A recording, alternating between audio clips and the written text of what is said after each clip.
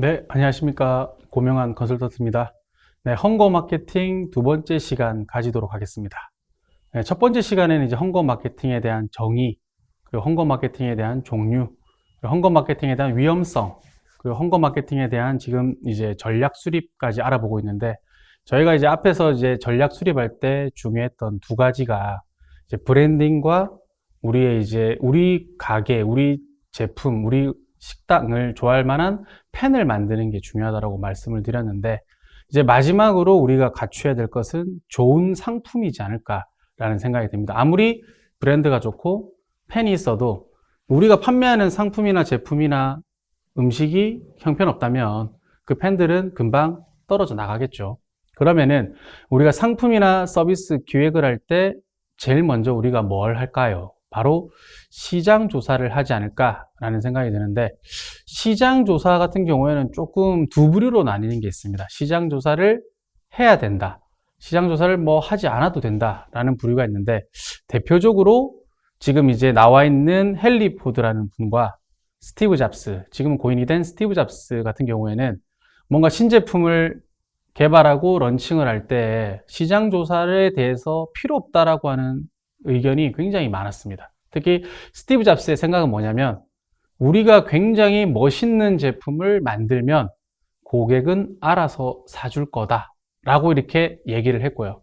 헨리 포드 같은 경우에도 자동차를 만들기 전에 일반 사람들은, 그때 당시에는 말을 타고 다니던 시대다 보니까 사람들한테 뭐가 필요해요? 라고 물어보면은 자동차라는 거를 알지 못하기 때문에 더 빠른 말이요, 이렇게 대답을 했다라는 거죠. 그래서 이런 분들 같은 경우에는 시장 조사가 뭐가 필요하냐, 우리가 굉장히 멋있고 좋은 제품을 내놓으면 고객은 알아서 산다라는 주의였는데, 실제로 이제 우리가 소상공인의 입장에서 이분들처럼 이렇게 대입을 해보면은 실패할 확률이 굉장히 많을 수밖에 없다라는 거죠. 왜냐면은 이 두 분은 일단은 출발선 자체가 일단은 자금을 많이 가지고 있고요. 그리고 브랜드를 가지고 있고 그거를 뒷받침할 수 있는 뛰어난 기술력이 있기 때문에 시장 조사에 대한 거를 필요 없다라고 말을 했고, 그리고 두 분의 특징이 뭐냐면 세상에 없는 제품을 만드시는 분들이기 때문에 사실은 이제 고객의 입장에서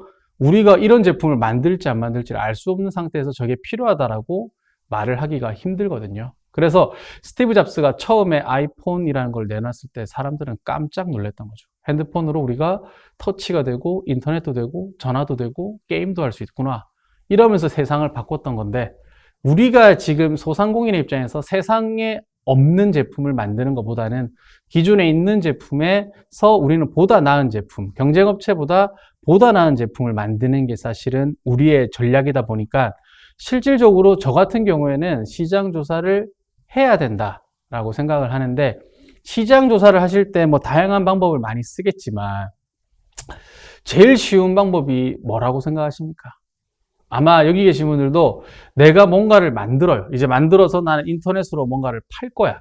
특히 뭐 아까 제가 뭐 잠깐 얘기했지만 요즘에 뭐 캠핑이 유행이다라고 보니까 나도 캠핑장에서 쓸 수 있는 뭔가 테이블을 하나 만들어 가지고 이제 인터넷으로 좀 팔아보고 싶어. 그러면은 그 캠핑장에서 쓸만한 테이블에 대해서 우리가 뭐 엄청난 연구를 하실 거 아니에요. 뭐 이렇게도 만들어 보고, 소재는 뭐 나무로 할지 뭐 철로 할지 뭐로 할지를 우리가 또 정해야 되니까, 그런 거를 이제 연구를 하면서 제일 먼저 물어보는 게 누구한테 이제 물어보냐라고 하면은 당연히 이제 가족과 친구한테 물어보는데, 여기서 우리는 이제 실수를 할 수밖에 없다라는 거죠. 왜냐하면은 우리가 아까 테이블을 고생해서 하나 만들었어요.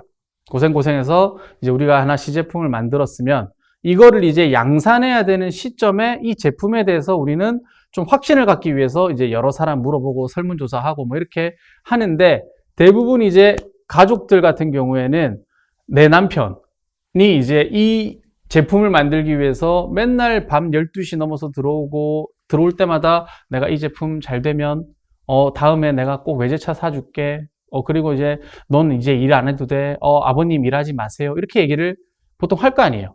근데 그 멘트를 하고 있는데 그 앞에다가 이 제품에 대한 좀 객관적인 얘기를 해주기가 쉽지 않죠. 그러다 보니까 어떤 결정을 하게 되냐면, 이 제품을 만들어서 우리가 양산해야 되는 시점이 되면은 이제 공장에다가 이거를 찍어내야 되는데, 사실 이제 공장 사장님은 이제 많이 찍어낼수록 사실 규모의 경제이기 때문에 원가가 떨어지지 않습니까?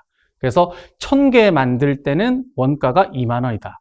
5000개 만들면 15,000원이다. 10,000개 만들면 10,000원 해줄게. 라고 하면은 이 제품을 기획하고 만드는 사람의 입장에서는 1000개를 제작했을 때는 남는 게 거의 없을 것 같고, 10,000개를 제작했을 때는 남는 게 좀 있을 것 같은데, 10,000개를 찍기에는 좀 부담되지 않을까. 근데 그때 이제 우리가 가족들한테, 친구들한테 물어보게 되면은 잘못된 판단을 하게 돼서 10,000개를 찍어버리는 순간 우리한테는 굉장히 큰 고통이 시장될 수 있다라는 거죠. 그래서 가족과 친구한테 물어보는 건 좋은데, 너무 이제 내가 만든다고 하면 사실은 좋은 얘기를 이제 좋은 얘기밖에 안 해줍니다, 사실은. 근데 이제 그거를 좀 제3자의 입을 빌려서, 제3자를 빌려서, 예를 들어서 내 친구가 테이블 요즘에 만든다는데 요거 한번 나중에 캠핑장 갈 때 한번 쏜 다음에 나한테 후기를 좀 알려줘 라고 하면은 친구 가서 이제 써볼 거 아니에요. 가서 이제 써봤는데 생각보다 가볍고 편하고 괜찮던데 라는 대답이 나오면은 오히려 좀 객관적으로 느껴질 수 있는 거예요. 그러면은 시장성이 어느 정도 있을 수도 있다 라고 판단할 수 있는데, 그거를 내가 만들었다 하면 좋은 말밖에 안 해주지 않을까 라는 생각이 들어서, 일단 가족이나 친구들한테 물어볼 때는 조금 전략을 다르게 하는 게 좋고, 설문조사도 사실은 좀 위험해요. 설문조사도 대부분 긍정적인 대답을, 우리가 설문조사를 만드는 스킬 자체가 조금 부족하기 때문에 결과물 자체가 다 긍정적이게 나올 수밖에 없기 때문에, 그거를 믿고 우리가 상품을 기획하고 제품을 만든다 하면은 사실상 이제 조금 안 좋은 결과가 나올 수 있다라고 생각을 하는 거죠. 그래서 사실은 이제 상품 기획이나 이런 거를 어떻게 했을 때 제일 좋은 전략이 될 수 있느냐라고 하면, 아까 제가 브랜드, 팬, 좋은 상품, 제품이 있어야지 우리가 홍보 마케팅을 통해서 이제 홍보 마케팅을 할 거라고 얘기를 했잖아요. 그래서 저는 사실은 제일 우리가 먼저 이해를 해야 되는 거는, 지금 우리는 코로나19와 함께 살고 있고 앞으로 위드 코로나, 포스트 코로나 시대를 살아야 되면서 우리는 2년 동안에 이 삶이 엄청나게 많이 바뀌었다라고 볼 수 있는 거죠. 사실 지금 이제 강의를 들으시는 분들도 느끼겠지만, 우리가 코로나19 전에는 이렇게 온라인 강의를 그렇게 많이 안 했습니다. 다 대면 강의로 했지. 그러니까 지금은 오프라인과 온라인을 병행하는 약간 블렌디드한 우리가 교육을 진행하고 있는데, 이런 것들이 지금은 트렌드라는 거죠. 그래서 뭔가 교육 사업 하시는 분들, 식당 하시는 분들, 쇼핑몰 하시는 분들이 뭔가 상품을 만들고 서비스를 기획할 때는 제일 먼저 봐야 되는 게 트렌드를 이해를 해야 된다라는 거죠. 그래서 크게 트렌드는, 제가 지금 현재 우리가 주목해야 될 트렌드는 이렇게 3가지가 있다라고 저는 보여주고 있습니다. 그래서 첫 번째는 비대면, 우리가 언택트, 온택트라는 용어로 우리가 말할 수 있는데, 지금 우리가 하는 게 비대면이에요. 여기 계신 분들 자체가 지금 이제 비대면이라는 것이 이제 지금 이제 우리가 온라인으로 유튜브로 강의 들으시는 분들은 저를 직접 이제 보지 않지 않습니까? 그러니까 비대면으로 우리는 강의를 하는 거니까 이런 것들이 비대면이고, 홈코노미는 집에서, 그러니까 홈과 이코노미를 합친 단어인데 집에서 우리가 돈을 요새는 많이 쓰는 거예요. 그래서 그와 관련된 거는 다음 장에서 또 제가 자세히 말씀을 드리고, 제가 아까 누누이 처음부터 말씀드렸던 MZ세대라고 하는 게 있는데, 이 MZ세대는 지금 이제 여기에 자막에 남겨주신 대로, 댓글에 남겨주신 대로 우리가 소위 말하는 젊은 층, 20대, 30대 층들을 요즘에는 MZ세대라고 하는데, 이 MZ세대에 대해서도 제가 또 상세하게 준비한 장표가 있습니다. 그래서 그 장에서 제가 또 설명을 드려보면은, 요즘에는 이런 타겟으로 이런 제품을 기획해야지 돈이 될 수도 있겠구나, 이런 생각을 하는 거죠. 그래서 비대면에 대해서 좀 알아보자면, 비대면은 크게 저는 4가지 정도로 나눠볼 수 있다라고 보시면 될 것 같습니다. 그래서 우리가 뭔가 서비스를 기획하고 상품을 기획하고 뭔가 물건을 이제 뭘 만들어서 팔아야 될 때 우리는 비대면에 해당되는지 홈코노미에 해당되는지를 먼저 좀 보시면 좋을 것 같고, 비대면의 첫 번째 트렌드는 재택근무에 있어요. 그래서 서울은 제가 알기로는 아직까지 4단계, 조금 풀려서 이제 3단계로 간다라고는 하지만 꽤 긴 시간을 4단계로 이제 지내다 보니까 재택근무가 이제는 일상이 되었다라고 볼 수 있고, 재택근무를 하다 보면 우리가 어떤 변화가 있냐면 우리가 안 쓰던 걸 쓰게 돼. 안 쓰던 게 뭐냐면은 이런 줌과 같은 프로그램이라든지 트렐로, 슬랙 같은 이런 이제 협업 툴, 우리가 일할 때 좀 이제 사람들이 떨어져 있는데 떨어져 있어도 우리가 같이 일을 할 수 있는 이런 이제 소프트웨어들을 많이 써요. 그래서 사실 최근에 스타트업들은 이런 거를 국산화하려는 운동들이 굉장히 강합니다. 그래서 우리나라에서 협업 툴로 좀 유명한 회사가 잔디와 같은 회사가 있고, 그리고 이제 기업의 입장에서 기업한테 이제 설문조사를 했었어요. 이게 코로나가 끝나도 재택근무 할 겁니까? 라고 하니까 한 30에서 40%는 재택근무를 할 거라고 대답을 했어요. 왜 그러냐 물어보니까 재택을 하나, 회사에 나와서 일을 하나, 기업의 매출에는 별 차이가 없다라고 하는데 오히려 이익은 더 늘었다라고 얘기하는 거예요. 왜냐하면은 이제 재택근무를 하게 되니까 예를 들어서 100명이 다니는 회사인 경우에는 모두가 회사를 출근하게 되면은 100명의 인원을 수용할 수 있는 사무실을 구해야 되잖아요. 그러면 사무실 임대료가 비쌀 거고 100명이 앉을 수 있는 책상과 의자, 컴퓨터, 기자재, 그다음에 뭐 그런 이제 우리가 커피와 같은 그런 것들이 이제 많이 들어가니까 실제 이제 재택근무를 돌려보니까 반만 출근하고 반은 이제 사실 재택을 하다 보니까 비용이 50% 주는 거예요. 기업의 입장에서는 이게 우리한테는 더 낫겠는데? 라는 생각이 들고, 그리고 2년 해보니까 이걸 어떻게 운영해야 되는지에 대한 노하우가 생기는 거예요. 그러다 보니까 관련된 소프트웨어 개발이 활발히 진행되고 있고, 그리고 나중에 인터넷 쇼핑몰 한번 검색을 해보시면 재택근무와 관련된 상품들도 굉장히 많아요. 재택근무하다 보면 오랫동안 우리가 컴퓨터 하니까 팔목이 막 저리고 막 이러지 않습니까? 근데 그런 거를 보호해주는 제품들이나 상품들이 굉장히 많습니다. 그래서 우리가 그런 쪽에 다양한 아이디어가 있다면, 재택근무가 이제 앞으로 계속 될 거야. 그러면 거기에 맞는 나는 제품을 만들래. 어떤 분들은 소프트웨어를 만들래. 이렇게 이제 나올 수 있거든요. 그래서 그런 것들도 눈여겨보시면 좋다라는 거고. 두 번째는 교육입니다. 교육에 대해서는 우리가 이제 그 자녀가 있으신 분들은 이제 대학생, 뭐 중고등학생들이 학교를 거의 못 갔잖아요. 작년에 입학한 대학생들은 지금 MT나 이런 거 한 번도 못 가보고 학생들, 친구들 한 번도 못 만나보고 지금 졸업하게 생겼어요. 근데 그런다고 해서 이제 앞으로 어떻게 될 거냐라고 하면은 교육도 이제는 비대면으로 가게 된다라는 거고. 근데 교육이 단순히 우리가 학교 교육만 교육이 아니고 이제는 우리가 일상에서 하는 모든 교육들이 다 이제 비대면화가 같이 병행이 된다라고 보시면 될 것 같아요. 지금 저희가 지금 하는 교육이 온라인과 오프라인을 병행하잖아요. 이렇게 가장 최적의 방법을 찾아내는 교육을 우리는 이제 할 것이다 라는 건데, 제가 이제 소상공인시장진흥공단에서 컨설팅을 한 이제 거의 9년 정도 하다 보니까 많은 분들이 이제 어떤 창업을 제일 많이 하시냐면은 실질적으로 공방 창업을 많이 해요. 특히 원데이 클래스에서 이제 뭔가 캔들도 만들고 화장품도 만들고 가방을 만들어서 그걸 인터넷에 파시는 분도 있고 오프라인에서 교육을 하시는데, 코로나19 때 아마 제일 힘들었지 않았을까라는 생각이 듭니다. 그래서 그것이 지금은 비대면화되고 있고 우리가 이용할 수 있는 플랫폼들이 꽤 많아져서 그거에 대한 준비가 있으신 분들은 이미 정상적으로 매출이 또 발생하고 있어요. 그래서 예를 들어서 클래스 101이라든지 뭐 이런 솜씨당이라는 이런 플랫폼 같은 경우에는 원데이 클래스를 비대면으로 할 수도 있고 우리가 오프라인에서 하는 비대면 교육을 홍보를 해주기도 하거든요. 근데 시대가 그렇게 빠르게 변하다 보니까 우리의 상품을, 서비스를 홍보할 수 있고 노출시킬 수 있고 고객을 만날 수 있는 곳이 이제는 온라인이더라라는 거죠. 그래서 교육에 대한 부분도 이제 앞으로는 온라인과 오프라인을 함께 하지 않으면 경쟁력을 잃을 수밖에 없다라는 거고, 거기서 우리가 유명해진다 하면 우리가 만드는 이 서비스가 사람이 이제 사실은 굉장히 많이 몰리게 되면 우리가 이제 원하는 아까 말했던 헝거 마케팅을 이뤄낼 수 있다는 거죠. 그리고 세 번째는 쇼핑인데, 쇼핑은 제 생각에는 한 3가지 정도의 그 변화가 있다라고 저는 생각을 합니다. 그래서 첫 번째는 코로나19 이후에 우리가 어떤 변화가 있냐라고 하면 쇼핑을 하는 나이대의 스펙트럼이 넓어졌어요. 특히 이제 온라인 쇼핑은 좀 바쁜 직장인들, 신혼부부들이 주로 제일 많이 해요. 특히 20대, 40대의 이제 이런 젊은 층에서 마트나 슈퍼 갈 시간이 없다 보니까 온라인 쇼핑을 즐겨 했는데, 지금 코로나19 이후에 바뀐 변화가 뭐냐면 10대부터 70대, 80대까지 다 이제 온라인 쇼핑 하는 거예요. 왜냐면은 코로나 때문에 마트도 못 가, 슈퍼도 못 가, 시장도 못 가니까 부모님들이 뭔가 밥은 먹어야 되니까 이제는 쿠팡을 배우는 거예요. 네이버 스마트 스토어에서 물건 사는 방법을 이제 자녀들한테 배운다는 거죠.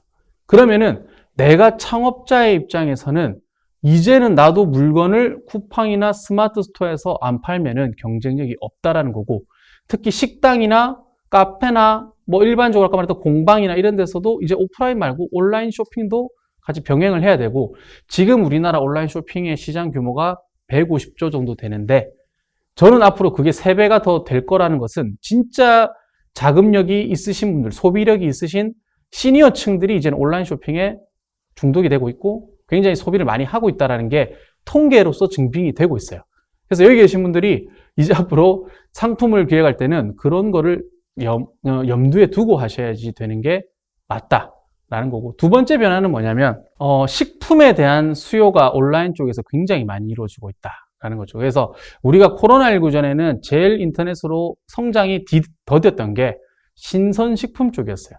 특히 이제 뭐 우리가 흔히 얘기하는 돼지고기, 소고기, 생선, 뭐 해산물 같은 경우에는 온라인으로 사는 게 굉장히 조금 불안하고 찝찝한 게 있지 않습니까? 뭐 배송에 대한 문제도 있고, 배송 날짜에 대한 문제도 있고, 유통에 대한 문제, 포장에 대한 문제, 여러 가지 문제가 있기 때문에 사실 신뢰를 못 했는데, 코로나19 이후에 아까 앞에서 설명한 거랑 똑같이 우리는 먹고 살아야 되기 때문에 온라인으로 주문을 할 수밖에 없는데, 우리가 갖고 있는 그 결핍을 해결해 준 플랫폼이 나타나기 시작하니까 우리는 이제 맘 놓고 사 먹는 거예요. 특히 마켓컬리랑 쿠팡 같은 회사들이 콜드 체인 시스템을 통해서 굉장히 배송이랑 포장을 잘해주다 보니까 우리는 잘 먹을 수밖에 없다는 거죠. 그래서 우리가 그 쿠팡이랑 마켓컬리 같은 회사가 되는 게 아니고, 그런 플랫폼을 잘 이용하면은 우리도 자사몰이 없어도 실질적으로 식당 하시는 분들, 카페 하시는 분들이 내가 판매하고 있는 음식이나 이런 것들을 HMR 밀키트로 만들어서 판매할 수 있는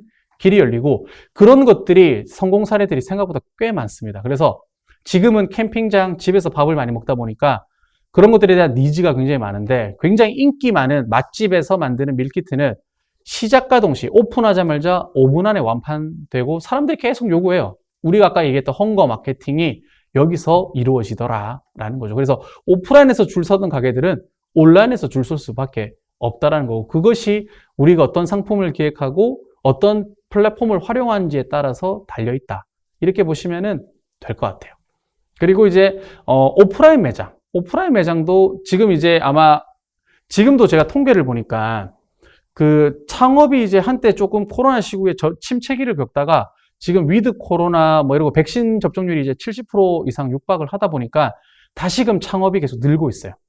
근데 지금의 창업 환경과 우리가 2년 전의 창업 환경은 굉장히 다르다는 걸 느낄 수 있어요. 왜냐하면은 아까 제가 얘기한 대로 손님과 고객이 대화를 하지 않습니다. 그리고 종업원을 거의 안 두려고 노력을 해요. 특히 무인으로 운영하려고 하는 분이 계시거나 아니면은 대부분 사업주 혼자서 하려고 하시는 분들이 굉장히 많다라는 거죠. 그래서 첫 번째 오프라인에 바뀐 변화는 뭐냐면 서비스의 변화인데, 이제 아까 말한 대로 이제 고객을 접객하는 게 이제는 직원이 아니고 키오스크가 고객을 접객을 하고 셀프로 이제 우리가 갖다 먹고, 그리고 키오스크를 두기 힘든 매장들은 태블릿 PC나 스마트폰 앱으로 우리가 구현을 하더라라는 거죠. 그래서 지금 창업을 준비하시는 분들이나 뭐 창업을 하고 있는 분들은 아마 이런 고민들을 많이 하실 거예요. 사람을 한 명을 채용할 거냐, 아니면 키오스크를 도입할 거냐라고 했을 때, 실제 지금은 우리가 어떻게 서비스 구조를 만드느냐에 따라서 키오스크가 훨씬 더 효율적일 수도 있고, 그리고 지금 줄 서는 가게들을 가보면은 이제는 코로나 때문에 진짜 대놓고 줄 서기가 힘들잖아요. 그러다 보니까 카카오톡하고 연동되는 서비스들을 쓰면서 고객이 이제 시간 되면 알아서 오게끔 만들어주는 구조를 만들어주니까 그런 것들이 우리 이 점포의 효율적인 운영에 많은 도움이 되더라라는 거고, 그리고 코로나19에 좀 의외로 많이 팔리는 게 서빙 로봇이에요. 서빙 로봇.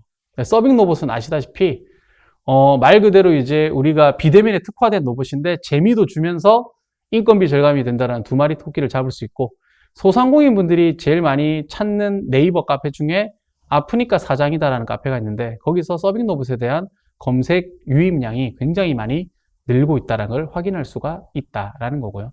마지막으로는 무인 점포인데, 최근에 이제 우리 주변에도 지금 무인 점포가 많이 생기고 있어요. 특히 아이스크림 가게, 세탁소는 거의 대부분 이제 무인으로 운영이 되고 있고, 이제는 카페, 편의점까지 이제는 무인으로 가게 되면은 우리는 어떤 식으로 이 무인을 운영할 건지에 대한 것도 이제 포스트 코로나 시대에서는 생각을 많이 해봐야 된다라는 거죠.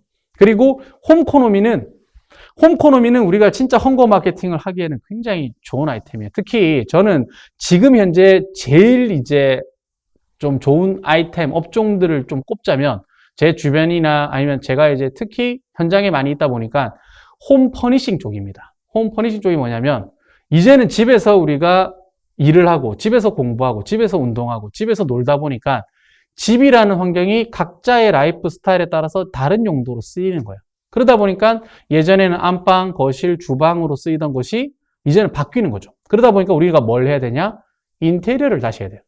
리모델링을 해야 되는 거예요. 그래서 실질적으로 인테리어 리모델링 수요가 굉장히 많이 늘고 인테리어 리모델링 하다 보니까 가구를 바꿔야 되잖아요. 가구에 대한 수요가 덩달아 많이 늘고 가구를 바꾸다 보니까 인테리어 소품이 또 필요해. 소품에 대한 니즈가 굉장히 많은 거예요. 실제 그래서 지금 현재 가구를 판매하시는 업체들은 오히려 코로나 때 매출이 2배 이상 늘었다라고 얘기하시는 분들이 굉장히 많고 지금 물건이 없어가지고 배송이 다 딜레이 되고 있는 게 실정이다라고 볼 수 있고요. 특히 인테리어 쪽도 마찬가지예요. 인테리어 쪽도 워낙 수요가 많으니까 이제는 좀 잘하는 인테리어 회사 같은 경우에는 기다리는 대기 기간이 한 3개월 정도 있다라고 보여지고 있고 그리고 플랫폼으로 넘어가면은 오늘의 집이라고 하는 플랫폼도 지금 현재 굉장히 성장을 많이 하고 있다라고 보여지고 있는 거죠. 그래서 우리가 상품이나 서비스 계획할 때 이런 트렌드를 알면은 우리가 관련된 업종에서 어떤 거를 할 건지를 정해줄 수 있고요. 그리고 홈 퍼니싱을 제가 얘기했다면 홈 트레이닝. 이제는 아까 말했던 20대, 30대 젊은 층, MZ 세대들이 실질적으로 자기 관리를 굉장히 중요시 여기고 건강에 관심이 많습니다. 그러다 보니까 운동을 많이 하는데 이제 그거를 이제 집으로 와서 하는 거예요. 집에서 운동을 하게 되니까 다양한 플랫폼, 다양한 기계들을 많이 쓰는데 우리 소상공인 분들은 집에서 운동할 때 도움을 줄 수 있는 용품이나 이런 소도구들을 많이 만들어서 팔아요. 제가 그래서 성공 사례 중에 하나가 우리가 집에서 운동하면은 층간소음 때문에 좀 불안하잖아요. 그러니까 층간소음을 방지해 줄 수 있는 매트를 판매하는 회사를 보면은 엄청나게 많이 팔았어요. 한 몇만 개를 판 것 같더라고. 그러니까 그런 거는 코로나19에 딱 맞춰서 딱 등장하니까 트렌드 타고 딱 따라가니까 실질적으로 지금은 공급이 딸리고 있어요. 수요는 굉장히 많은데.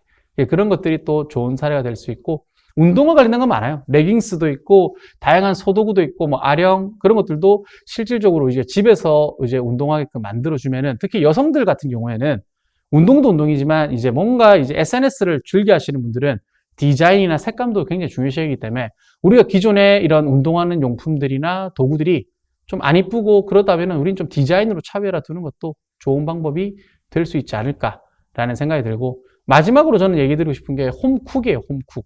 그래서 소상공인 분들이 제일 많이 하는 업종이 음식점하고 카페다 보니까 많은 고민들을 해요. 지금처럼 사회적 거리두기가 계속 장기화되면은 10시까지밖에 못 하는데 내가 하루 종일 이제 일을 할 수 없다 보니까 실질적으로 인터넷에 눈을 돌릴 수밖에 없어요.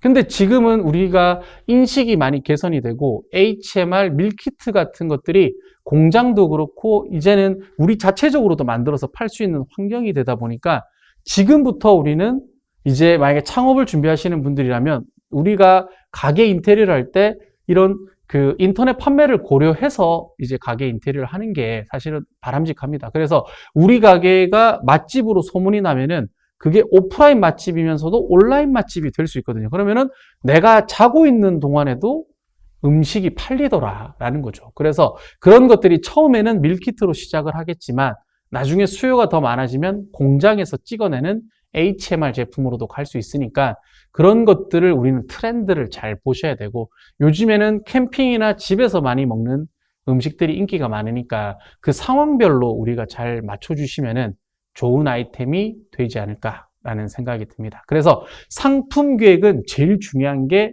트렌드를 잘 보셔야 된다라는 게 핵심이다라는 거고 그 트렌드에 따라서 나온 제품이 고객한테 반응이 좋으면은 그것이 바로 우리는 헝거 마케팅으로 가는 지름길이 된다라는 거죠. 그래서 제가 아까 이제 처음부터 계속 제가 이제 중간중간에 나왔던 단어 중에 하나가 MZ세대인데 그럼 과연 MZ세대는 뭐냐? 라는 게 궁금할 거 아니에요. 그래서 이 헝거 마케팅의 메인이 MZ세대예요, 사실은. 한정판 좋아하고 뭔가 내가 새로운 거 좋아하는 친구들이 대부분 이제 유행에 민감한 10대에서 30대 사이의 젊은 층이더라 하는 건데, MZ세대는 우리가 밀레니얼 세대라는 단어와 G 제네레이션이라는 단어를 합친 거다라고 보시면 될 것 같고요. 그러면 밀레니얼 세대는 뭐냐라고 하면은 쉽게 생각해서 20대 중반에서 30대 중반 사이에 이제 그 젊은 층을 얘기하고요. 이 젊은 층의 특징들은 대학 진학률이 높고요. 스마트 디바이스를 굉장히 잘 다뤄요. 그러니까 온라인에서 뭐 쇼핑하고 이런 거는 껌이지. SNS에다가 자기 의견을 표출하는 거를 또 굉장히 즐겨 하더라. 그래서 사실 우리가 이 친구들한테 이제 뭔가 물건을 팔 때는 온라인에 대한 경험을 굉장히 중요시 여겨야 된다라는 거고, 두 번째 제가 말씀드렸던 G 제너레이션은 10대 초반에서 20대 초반의 청소년에서 대학교 초반까지의 친구들을 얘기합니다. 이 친구들의 특징은 태어날 때부터 자기가 봤던 핸드폰이 스마트폰이에요. 그러니까 뽀로로를 보면서 자란 친구들이 이제 10대가 됐고 20대가 됐는데, 이 친구들의 특징은 뭐냐면 가상현실과 실제 현실에 대한 구분이 크게 없습니다. 그래서 게임 속에 나와 실제 나가 구분이 안 돼. 그래서 실제 이제 게임에서 입고 있는 내 아바타가 입고 있는 옷이 진짜 나처럼 느끼기도 하니까 요즘에 이제 뜨고 있는 기술 트렌드 중에 하나가 메타버스라는 게 나오는 거거든요. 그래서 그런 것들을 조금 이제 이해를 하시면은, 이 MZ 세대를 대상으로 타겟팅을 할 때 뭐가 중요한지에 대해서 조금은 이해를 할 수 있지 않을까라는 생각이 듭니다. 그래서 이 MZ 세대는 왜 중요하냐면 우리나라 전체 인구의 35% 정도가 MZ 세대입니다. 그리고 유행에 가장 민감하기 때문에 소비를 굉장히 잘해요. 그러니까 이 친구들을 대상으로 우리가 물건을 판다면은 굉장히 높은 수익을 올리기에 좋고, 이 MZ 세대, 특히 밀레니얼 세대들이 지금은 결혼을 했으니까 30대들이, 이 밀레니얼 세대들이 이제 하고 있는 육아 방식과 캠핑장에서 하는 방식과 집에서 하는 방식들이 아까 제가 말한 그런 트렌드를 따라간다는 거죠. 그러니까 우리는 이제 이 MZ 세대를 잘 알아야 된다라는 거고, 그래서 첫 번째 이 MZ 세대들은 뭘 좋아하냐, 특히 G 제너레이션, 특히 이제 10대에서 20대 친구들은 뭘 좋아하냐라고 하면 숏폼을 좋아합니다. 숏폼. 숏폼이라는 게 뭐냐면 15초에서 60초 사이의 짧은 영상. 틱톡이라고 혹시 아십니까? 틱톡이라고 이제 불리는 SNS는 사실 이제 20대 후반에서 30대 후반 사이의 젊은 층에서는 잘 안 써요. 근데 10대, 20대에서는 선풍적인 인기인데 기업 가치가 100조가 넘고 글로벌의 이 G 제너레이션 친구들이 엄청나게 많이 쓰는데, 우리가 보통 유튜브 들어가면은 영상 길이가 한 3분에서 10분 정도 되니까 좀 길게 느껴지잖아요. 그러니까 섣불리 눌러보질 않아, 사람들이. 근데 이제 이 틱톡이라는 건 15초니까 짧은 시간에 고객의 마음을 확 훔치는 거예요. 그리고 뭔가 유행 코드를 만들어서 그 사이에 우리 제품을 녹여주는 거죠. 그래서 이런 걸로 이제 우리가 어떻게 마케팅을 하냐면, 실질적으로 이제 거기에 들어가 보면은 이제 우리가 그 연예인들 같은 경우에는 자기들이 뭔가 춤을 만들어서 계속 그 춤을 전 세계 사람들이 따라하게끔 챌린지를 만들어요. 그래서 그거를 우리가 크루라고 하는데, 들어가 보시면은 음식도 있고요. 음식. 그리고 이제 뭐 다양한 이제 패션 분야도 다 있으니까 그쪽에서 우리가 지금 타겟으로 하는 게 10대에서 20대라고 하면은 이런 이제 그 숏폼 플랫폼에 대한 관심을 많이 가지면 좋고요. 마케팅을 할 때도 이런 이제 숏폼인데, 틱톡 외에도 우리가 인스타그램 안에도 릴스라는 기능이 있고 유튜브 안에도 쇼츠라는 기능이 있기 때문에 그런 기능들을 활용해서 이 친구들을 확 끌어당기면은 우리 또 매출에서 또 많은 기여를 하지 않을까라는 생각이 듭니다.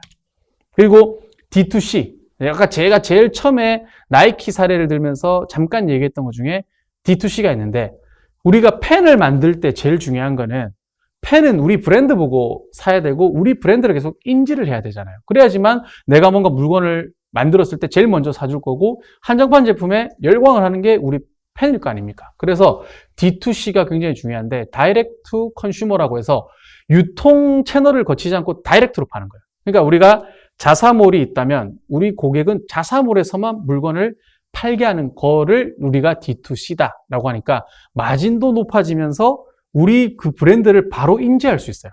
예를 들어서 우리가 옥션에다가 물건을 올려놨어. 옥션에다 물건을 올리면 이게 우리 브랜드가 뭔지 사람들이 몰라요. 옥션에서 그냥 물건 샀다고만 기억하지 우리 제품의 브랜드를 인지하는 사람은 거의 없습니다. 그렇기 때문에 지금 우리 브랜드를 인지시키고 우리의 단골 고객을 만들려면 우리가 만든 자사몰로 유도를 해서 회원가입을 시킨 다음에 우리 제품을 사게끔 만들어주는 게 가장 중요한 전략이거든요. 그래서 아까 나이키 사례는 제가 얘기했으니까 우리나라 사례를 들자면, 지금은 굉장히 큰 회사가 된 블랭크 코퍼레이션이라고 하는 스타트업 기업이 있는데 이 회사는 5년 전에 어떤 제품으로 대박을 쳤어요. 그 어떤 제품이 뭐냐면 바로 마약베개라는 겁니다. 마약베개라는 거를 처음 만들어서 이 블랭크 코퍼레이션의 대표는 그때 당시에는 페이스북이라는 거에 굉장히 많은 젊은 층들이 이용을 할 때였어요. 그래서 이 친구는 그게 굉장히 이제 광고 채널로서는 효과가 클 거라고 해서 페이스북에다가만 광고를 태우고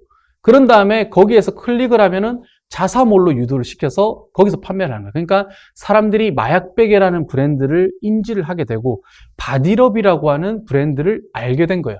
그러니까 이 블랭크 코퍼레이션이라는 데서 만든 그 브랜드인 바디럽에서 만드는 제품들이 그 다음 제품도 굉장히 대박이 날 수 있는 거고, 그러니까 이 회사는 매출이 1,000억이 넘는 그런 이제 큰 회사가 될 수밖에 없는 거더라라는 거죠. 그래서 처음부터 자사몰로 어떻게 하면 유입을 시킬까를 고민했었고, 그런 전략을 이때 블랭크 코퍼레이션은 페이스북을 메인으로 했었다라는 건데, 지금은 어떻게 바뀌었냐라고 하면은, 지금은 아마 여기 강의를 들으시는 분들도 한 번쯤은 다 들어봤을 라이브 커머스라는 게 있습니다. 그래서 고객과 직접 소통할 수 있고, 이 고객한테 우리 라이브 커머스는 홈쇼핑하고 똑같잖아요.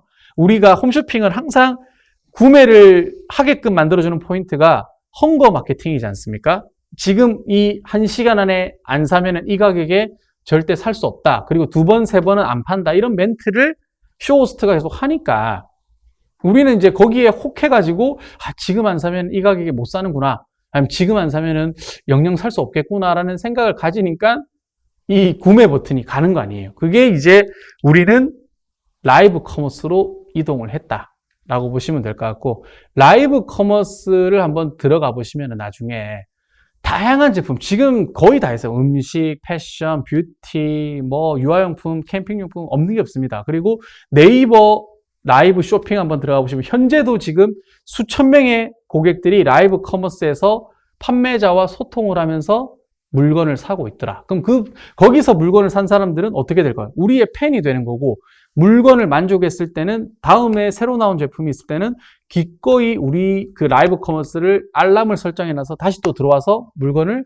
사주실 거 아닙니까? 그래서 현재는 라이브 커머스 시장이 전체 온라인 쇼핑몰에서 차지하는 비중이 그렇게 높진 않아요. 한 2%에서 3%인데 앞으로 향후 계속 성장률은 계속 높아질 거고, 아마 5년 안에는 15% 이상 가지 않을까라고 전망을 하고 있습니다. 그리고 대형 유통 플랫폼에서는 이미 라이브 커머스 기능을 다 탑재를 했어요. 그래서 티몬, 쿠팡, 네이버, 카카오 이런 데서는 다 지금 라이브 커머스 기능을 제공하고 있고, 그러면은 우리는 휴대폰 하나만 있으면 우리 매장에서 고객과 소통하면서 물건을 바로 팔 수 있는 그런 시대가 열렸다라는 거죠. 그러면은 우리가 창업을 할 때, 사업을 할 때 갖춰야 될 덕목이, 자질이 또 하나가 더 필요한 거예요. 고객과 소통하는 능력이 좀 필요한 거예요. 무슨 말인지 알죠? 그러니까 이제는 내가 뭔가 장사가 잘 돼야 되고 제품이 많이 팔리려면 좋은 제품을 그냥 좋은 자리에 갖다 놓는다고 해서 잘 팔리지가 않는다는 거죠. 이 고객과 소통을 할 수 있는 커뮤니케이션 스킬이 이제는 따라줘야지 나를 보고 고객은 팬이 되고 나를 보고 물건을 사준다는 거예요. 아까 제가 얘기했던 일론 머스크나 정용진 부회장님처럼 이제 소통을 해줘야지 찐팬이 생긴다는 거예요. 찐팬. 거기다가 우리 제품의 완성도가 높다면 실제로 이제 우리 제품이 잘 팔릴 수밖에 없더라라는 거죠. 그래서 그런 것들을 조금 이해를 하시면은, 내가 라이브 커머스를 해야 되는데 나는 방송을 해본 적도 없고 남들 앞에서 말도 잘 못한다라고 생각하면은 남을 써야 되고 쇼호스트를 내가 불러야 되잖아요. 그럼 그런 것들이 우리 수익을 갉아먹는 구조예요. 그리고 그런 분들이 와서 방송을 하는 거는 실제 길게 보았을 때는 우리의 단골팬을 만들기가 어려울 수 있다라고 보시면 될 것 같아요. 그래서 라이브 커머스는 대표님들이 직접 하시면은 제일 좋다, 이렇게 저는 생각을 합니다. 그리고 메타버스는 그냥 뭐 참고로 알고 계시면 될 것 같아요. 메타버스는 2021년도에 항상 나오는 이제 용어예요. 그래서 메타버스는 저도 지겹도록 많이 들었는데 그냥 가상현실 속에서 우리가 아바타를 통해서 홍보를 하겠다라는 걸로 그냥 이해를 하면은 간단할 것 같고요. 이 메타버스의 대표적인 플랫폼이 2개가 있는데, 하나는 우리나라에서 만든 제페토라고 하는 플랫폼이 있고, 하나는 미국에서 만든 로블록스라고 하는 플랫폼이 있어요. 그래서 뭔가 글로벌 시장을 나는 겨냥하겠다라고 하면은 로블록스 쪽에서 뭔가 가상현실 세계를 내가 만들고 거기서 캐릭터를 또는 이제 우리 점포를 홍보할 수 있는 방법을 연구를 해보셔야 되고, 국내에서 나는 뭔가를 해보겠다라고 하면 제페토에 들어가 보시면, 제페토에도 웬만한 우리나라 기업, 글로벌 기업들이 다 들어가서 자기들만의 점포, 자기들만의 가상 세계를 만들어서 이 액세서리를 팔고 있어요. 우리가 구찌를 예를 들면 구찌 매장이 제페토에 있는데, 진짜 실제 구찌 매장에서 재킷을 사려면 한 300만 원 정도 주는 거를 내 아바타가 사면은 3,000원에 입을 수 있다. 그래서 거기서 경험을 한 밀레니얼 세대, MZ 세대들은 구찌 매장 가서 실제 그거를 구매를 한다는 거죠. 그런 것들로 지금은 홍보를 하고 있으니까 그냥 요거는 참고로 알고 계시면은 좋지 않을까라는 생각이 좀 듭니다. 그리고 제가 이제 말씀드리고 싶은 것 중에 시장 조사나 우리의 상품이 고객의 반응이 얼마나 좋을지, 그리고 미래의 우리 팬이 될지를 가장 우리가 객관적으로 확인해 볼 수 있는 방법은 크라우드 펀딩을 이용하시면 돼요. 특히 우리나라에 있는 대표적인 크라우드 펀딩 회사가 와디즈, 텀블벅이라는 회사가 있는데, 우리가 뭔가 아까 제가 얘기했듯이 캠핑장에서 쓸 테이블을 만들었는데 이 테이블이 잘 팔릴지 안 팔릴지 잘 모르겠고 고객의 반응을 좀 나는 알고 싶고 거기다가 양산에 필요한 자금을 어느 정도는 충당을 하고 싶다라고 하시면은 묻고 따지지도 않고 그냥 와디즈라는 그런 플랫폼을 한번 이용해 보시면은 거기는 제가 이제 정한 목표가 있어요. 예를 들어서 나는 1,000만 원을 목표로 한다면 1,000만 원 이상 달성을 한 거면 어느 정도 시장성이 있다라고 우리가 생각을 할 수도 있고요. 그 돈을 가지고 우리는 양산을 해서 순차적으로 고객님들한테 보내드리면은 그걸 받고 나서 고객들이 진짜 감동을 했다라고 하면 우리가 다음에 만드는 제품들도 팬이 될 수 있다라는 거죠. 그래서 지금 이제 제품을 제조해서 물건을 판매를 하려고 준비하시는 분들, 소공인 같은 경우에는 양산을 하기 전에 크라우드 펀딩이라는 것도 한번 이용해 보시면은 실제 내가 만드는 제품이 아직까지는 확신이 없다라고 생각했을 때는 확신을 줄 수 있는 곳은 이 크라우드 펀딩이라는 제도를 한번 이용해 보시는 게 맞다라는 거고, 글로벌로 나는 나가겠다라고 하면은 킥스타터나 인디고고라는 사이트도 알고 계시면은 많은 도움이 되지 않을까라는 생각이 듭니다. 그리고 이제 많이들 물어보는 게 광고비를 얼마 써야 돼요? 이제 우리가 펜도 있고 브랜드도 있고 그 다음에 이제 우리가 좋은 상품도 갖고 있어. 그러면 이제 이거를 광고를 해야지 뭐 그거 보고 이제 헝거 마케팅을 할 거 아닙니까? 그럼 많이 물어보는데, 업종마다, 아이템마다 사실은 차이가 있겠지만 평균적으로 내가 광고비는 내가 희망하는 매출의 10에서 15%를 써줘야 돼요. 난 한 달에 1,500을 벌고 싶어 하면 150만 원을 써야 되고, 내가 한 달에 1,000만 원 벌고 싶어 하면 최소 100만 원은 네이버든 인스타든 페이스북이든 유튜브에 광고나 이벤트를 하셔야 된다라는 겁니다. 그래서 그런 것들을 안 쓰고는 지금은 안 되는 거예요. 우리가 예전에는 오프라인에서 가게 내면은 지나가는 사람들한테 전단지를 뿌리고 현수막을 붙이고 이렇게 해서 홍보를 했고 거기다가 이렇게 적어 놓잖아요. 우리가 하루에 30개만 파는 메뉴에 대해서 설명을 해주잖아요. 근데 그거 보고 사람들이 왔었는데 지금 코로나19 시대에는 우리가 전단지를 뿌릴 수도 없어요. 근데 그 전단지를 어디다 뿌리냐? 온라인에다 뿌리는 거예요. 온라인 배너 광고, 온라인 CPC 광고, 인플루언서 광고를 통해서 실제로 고객을 우리 쪽으로 유입을 시킨다. 그게 오프라인 매장, 온라인 매장 똑같습니다. 그러니까 그 금액을 정해놓고 우리가 써야 돼요. 예전에도 우리는 오프라인 매장 할 때 그런 금액을 정해놓고 썼어요. 근데 이제 온라인으로 넘어가는 순간 그거에 대한 감을 모르시는 분들이 많으신데 똑같이 써야지 매출이 나온다. 이렇게 보시면 될 것 같고, 온라인 광고 용어는 참고로 알고 계시면 되는데 아까 제가 얘기했듯이 100만 원의 광고비를 쓰고 1,000만 원 매출을 내면은 1000%의 로아스가 있다라고 보는데 그거는 굉장히 잘 나오는 거예요. 보통 일반적으로 평균이 보통 400% 정도. 그냥 내가 100만 원 썼을 때 매출이 400만 원 정도 나오는데 그럼 남는 게 거의 없을 거예요. 그러니까 여기 계신 분들은 로아스를 어떻게 올릴 건지에 대한 고민을 해야 되는데, 이 로아스라는 용어 자체가 광고비 대비 매출이 얼마 나오는지에 대한 지표예요.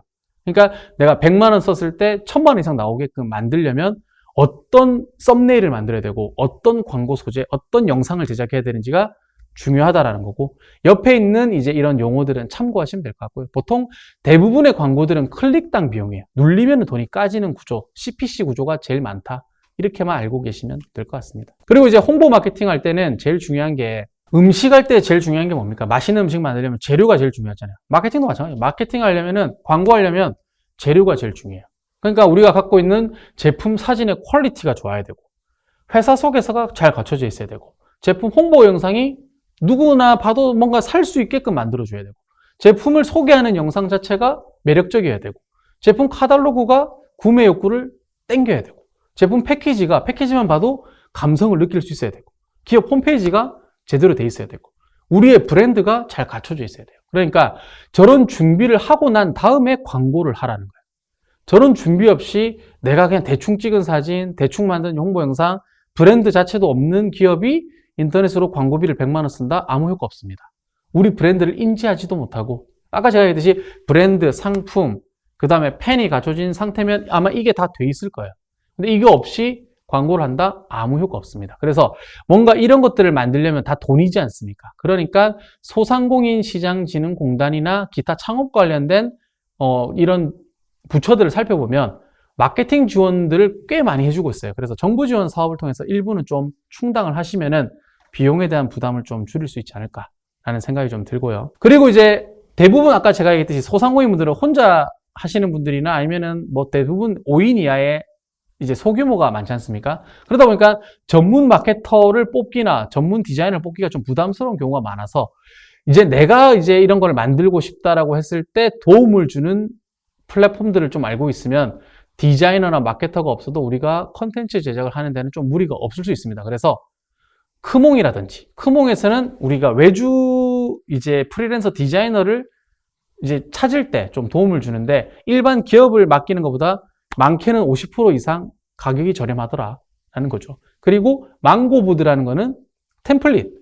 우리가 이제 상세 페이지를 만들고 우리 회사 홈페이지를 만들 때 필요한 이런 홍보 자료들을 만들 때 도움을 주는 거. 미리 캔버스도 마찬가지고. 그리고 그거보다 좀 더 퀄리티 있는 걸 만들겠다. 내가 만들기보다는 디자이너한테 맡기고는 싶은데 좀 퀄리티를 높이면서 가격은 좀 저렴했으면 좋겠다라고 하시는 분들은 라우드 소싱이라고 하는 플랫폼도 괜찮은 선택이다 라고 보시면 될 것 같습니다.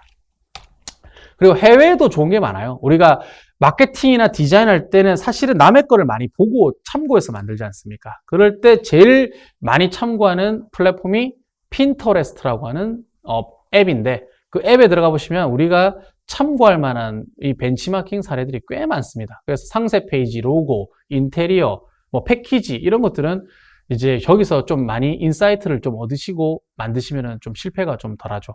그리고 로고 만들 때 지금 우리가 브랜드가 아직까지는 형성이 안 됐는데 그래도 로고는 하나 필요할 것 같다라고 하면 인공지능으로 로고를 만들어주는 사이트가 있어요. 이게 테일즈 브랜드라고 있는데 한 번은 공짜입니다. 그래서 한번 만들어 보는 것도 재밌지 않을까라는 생각이 들고, 설문지, 나는 고객한테 설문조사를 해야 되는데 좀 이쁜 걸로 하고 싶어 라고 했을 때 타입폼이라는 게 있고, 그리고 좀 무료 고화질 이미지를 통해서 내가 좀 카탈로그도 만들고 싶고 홈페이지를 꾸미고 싶다라고 했을 때는 언스플래시라고 하는 사이트에 한번 들어가 보시면 좋을 것 같다라는 생각이 좀 듭니다. 그리고 제일 중요한 거는요, 요즘에는 아까 제가 얘기했듯이 헝거 마케팅은 기본적으로 펜이 있어야 돼요. 펜을 만들려면 커뮤니티가 있어야 돼요. 그래서 우리 타겟 고객에 맞는 커뮤니티가 필요해요. 그래서 네이버 밴드든 네이버 카페든 인스타그램이든 페이스북 페이지든 어느 정도 펜을 확보해야 되는데, 지금 이제 온라인 쇼핑몰 하시는 분들의 얘기를 들어보면 인스타그램 팔로워가 10,000명이 되면은 절대 망할 일이 없다고 합니다. 그럼 인스타그램 팔로워를 10,000명을 모으기가 굉장히 어려울 거 아니에요. 그만큼 우리가 인스타그램에서 고객과 소통을 많이 해야 되고 이벤트도 해야 되고 광고도 하면서 우리 팔로워를 늘리는 노력들을 많이 해야 되고, 그 팔로워가 나중에 우리 제품을 사줄 수 있는 진짜 고객이고, 경쟁업체가 아무리 좋은 걸 내놔도 우리를 신뢰해주고 믿어줄 수 있는 팬들은 다 우리 SNS 채널에 있더라라는 거죠. 그래서 실제 우리가 판매하고 있는 제품과 서비스의 타겟 고객이 10대냐, 20대냐, 30대냐, 40대냐, 50대냐에 따라서 아까 말한 대로 틱톡이냐, 인스타그램이냐, 네이버 카페냐, 네이버 밴드냐를 잘 활용을 하셔야 돼요. 예를 들어서 내가 네이버 카페 10만 명 회원을 갖고 있는 거기에 내가 운영자인데 내가 뭔가 물건을 판다면 그 10만 명이 나를 믿어서 물건을 사줄 수도 있지 않습니까? 그러면은 다른 데 광고하는 것보다 훨씬 더 높은 효과를 줄 수도 있다는 거죠. 그래서 사실 헝거 마케팅의 핵심은 브랜드와 상품 다음으로 이제 그 다음에 펜이 항상 있어줘야지 공식이 성립이 된다는 거죠. 그래서 나이키, 스타벅스, 애플 이런 쪽은 펜으로 먹고 사는 거예요. 아무리 걔네들이 제품을 비싸게 팔아도 사줄 수 있는 펜이 있잖아요. 애플은 항상 뭔가 제품을 팔 때마다 가격 논란이 있고 혁신성에 대한 논란이 있지만 출시되면 다 사주지 않습니까? 그런 것들이 펜이 중요하다는 거죠. 그리고 디자인을 신경을 많이 써야 돼요. 요즘에는 시각적인 것, 그리고 온라인적인 것들이 중요하기 때문에 고객이 뭔가 제품을 받아봤을 때 스스로 핸드폰을 꺼낼 수 있고 카메라를 들이댈 수 있는 정도의 디자인으로 승부를 보셔야 돼요. 그러니까 우리나라에 진출되어 있는 일본 가전회사 중에 발뮤다라고 하는 회사는 그냥 굉장히 멋진 제품을 멋지게 내놓으니까 그냥 연예인들이나 인플루언서들이 자기 돈 주고 사는 거예요. 그러면서 자기 인테리어로 이 가전 제품들을 진열해 놓고 사진을 찍어서 알아서 올리는 거죠. 우리나라 이제 스타트업 중에서 가방을 만드는 이제 회사가 있는데 여기도 로우로라고 하는 회사가 있는데 굉장히 디자인에 신경을 많이 쓰고 이 디자인이 반해서 팬들이 많이 있습니다. 그러다 보니까 여기서 만드는 캐리어, 일반적인 가방들이 인기를 끌다 보니까 고객들은 제품을 구매하면 제일 먼저 인증샷부터 남기는 게 일반적이다. 그럼 인증샷들이 우리는 바이럴로 활용이 될 수 있다라는 거죠. 그리고 노출. 항상 제가 얘기했지만 노출이 중요하다. 그래서 크라우드 펀딩, SNS 마케팅, 네이버 광고, 인스타 광고를 적절히 사용해서 우리 타겟 고객이 지나가는 길목마다 우리가 항상 노출이 돼야 돼. 배너든 현수막이든 전단지든 온라인으로 다 이제는 바뀌었으니까 우리도 예전에는 신호등 앞에서 이제 현수막을 붙이고 길목에서 전단지를 뿌렸잖아요. 그런 것처럼 우리는 온라인에서 그런 활동들을 이제는 꾸준히 해주셔야 우리 팬들이 우리 가게로 찾아온다. 이렇게 보시면 될 것 같고 마지막으로 제가 설명을 드리고 싶은 게 실제 이제 언론 기사를 활용하는 방법도 있어요. 그래서 언론 기사를 활용하는 방법은 고객들이 이제 우리 브랜드에 대한 신뢰성을 얻는 도구로 많이 써요. 그래서 언론 기사를 무료로 쓰는 방법을 좀 잠깐 말씀드리자면 우리와 관련된 제품을 취급했던 기사를 먼저 검색을 해요. 네이버나 구글에서. 그러면은 그 관련된 언론사와 기자 이름, 이메일 주소, 그리고 기사 제목이 있어요. 그거를 한 30개 정도를 엑셀로 정리한 다음에 기사를 우리가 직접 써요. 직접 쓴 다음에 그거를 기자들한테 아침 8시 반, 9시쯤에 메일로 보내주면 운이 좋으면 한두 명의 기자한테 연락이 오고 그게 우리 언론사에 실릴 수 있는 계기가 됩니다.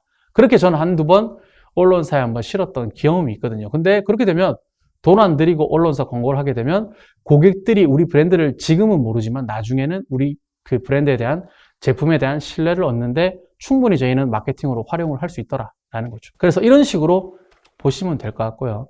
그 다음에 이제 항상 분석을 많이 해요. 우리가 인스타가 효과가 좋은지, 네이버가 효과가 좋은지, 네이버 밴드가 좋은지, 카카오가 좋은지, 구글이 좋은지 알 수 없어요.